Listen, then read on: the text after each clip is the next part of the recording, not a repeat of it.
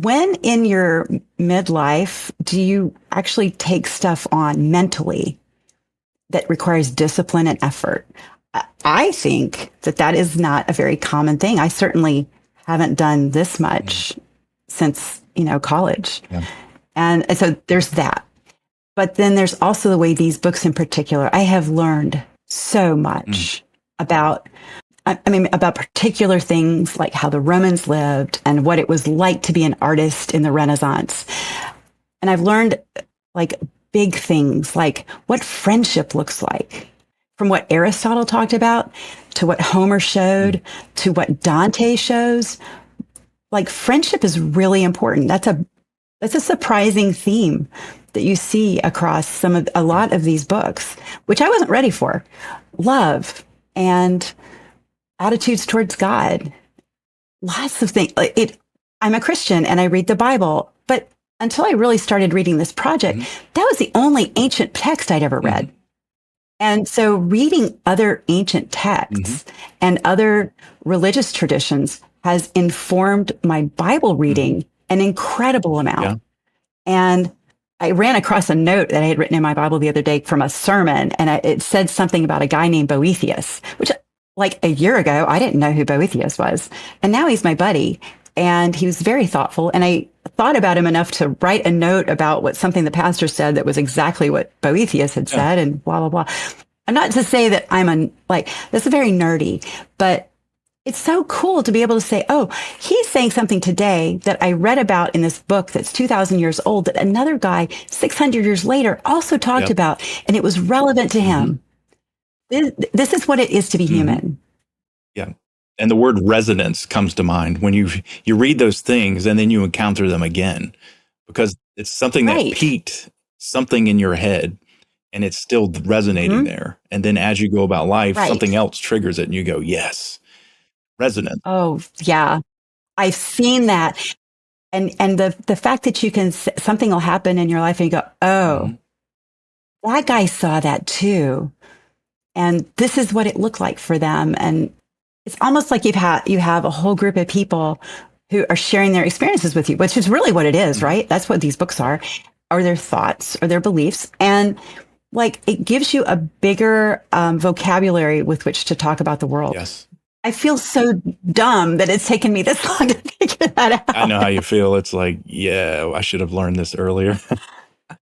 Yeah. But the Bible references these ancient texts, extra biblical stuff. I mean, the Apostle Paul talks about, hey, here he gives people, the Greeks, the examples from their own poets. Hey, this is what your poet has said, and he, says, this is what your poet says. This is how it applies. And so he's speaking to them in an area in a way that resonates with them. And so they're sitting there going, oh, okay, that's what reading does for us. So yeah, it's absolutely. Yeah. And these ancient texts they're so valuable. Now, which book first surprised you? So when you started reading the list, what's the first book that surprised you? I'm embarrassed to say that it was the first book. Well, that's good. You don't want to waste time. The first book on the list was The Death of Socrates by Plato. Okay. I didn't know anything about it. It is a set of 4 dialogues. So Plato wrote almost everything in dialogue. It's so easy to read. It's like, it's reading a conversation. I had no idea. And so they talk about Socrates going on trial and then his trial. And the last section is his friends reflecting on who was present at his death. Now, just backing up a little bit, Socrates was commanded to kill himself, wasn't he? Yes. Yeah. Well, he went on trial, and his charge was corrupting the youth of Athens. Because he was teaching things. Well, I will say that there's more than one way to corrupt people, and he was probably doing the other one.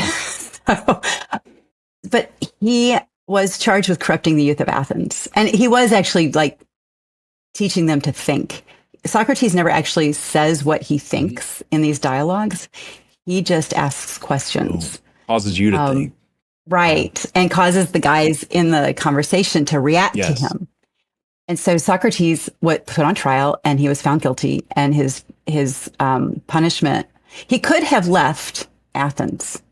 Been in exile. But he instead, yes, he could have exiled himself, but he chose not to. And so because he wanted to stay, he was forced to drink hemlock to kill himself. And so his friends were present at his death, a couple of them, and they have a dialogue about it. And I personally cried when I was reading this account of these men talking about their friend and mentor and his death. And that was another surprise. I'm a crier. I'm going to admit it. But I didn't expect to cry over a book that's 2,500 years old about a bunch of guys who were thinkers in a city a long time ago. That's when I knew that this project was going to take a lot out of me and it was going to give me a lot back. Yeah. And then starting a podcast talking about it. That's good. Thanks for sharing that with the world. And I've listened to some of your episodes. It's good. So thank you.